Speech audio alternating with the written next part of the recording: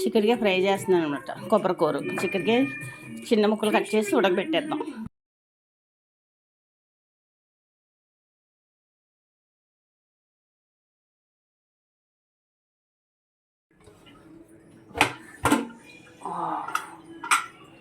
చక్కగా మగ్గింది కదా. వాటర్ ఏమో పారిపోయకూడదు. ఈ వాటర్తోటే మనం 2 నిమిషాలు మగ్గిపోయేలాగా డైరెక్ట్ స్టవ్ మీద పెట్టేసుకోవాలన్నమాట.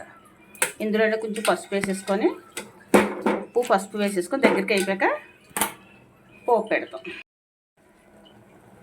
కొంచెం తగినంత సాల్ట్, పసుపు కొంచెం పడుతుంది. దగ్గరికి అయిపోయాక పోపులు వేసేసుకోండి. వెల్లుల్లిపాయ, జీలకర్ర, మినపప్పు, శనగపప్పు వేసుకోవచ్చు. మగ్గిపోయింది కదా, ఉప్పు పసుపు వేసాం. ఇప్పుడు పోపు పెడదాం. వెల్లుల్లిపాయ, జీలకర్ర, ఎండుమిరపకాయలు. నేను మినపప్పు వేయట్లేదు అనమాట. ఇవి వేగాక వేసేస్తాం. ఇదే కారం. ఇంకా కారం అవసరం అయితే వేసుకోండి, కానీ కారం బాగోదు. బాగుంటుంది ఫ్రై, చాలా బాగుంటుంది. ఇదే కలుపు తినేచ్చు అనమాట మనం. కొంచెం వేగాక, ఇప్పటిదాకా నా ఛానల్ ఎవరు సబ్స్క్రైబ్ చేయకపోతే ప్లీజ్ సబ్స్క్రైబ్ చేయండి. ప్లీజ్ సపోర్ట్ మీ. ఇదండి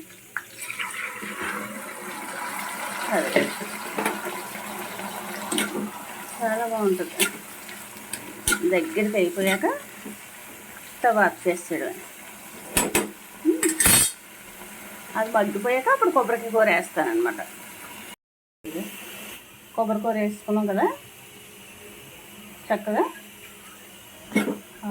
ఆఫ్ అయిపోయింది వీడియో. అది పడిగాక ఆఫ్ చేసుకోవచ్చు. ఎలా కావాల్సి దింపేసుకోవచ్చు. లేదంటే ఇంకా కొంచెం డ్రై అవుతే మనకు ఇంకా బాగుంటుంది అనమాట. రెడీ అయిపోయింది. చూసారా ఎంత బాగుందో.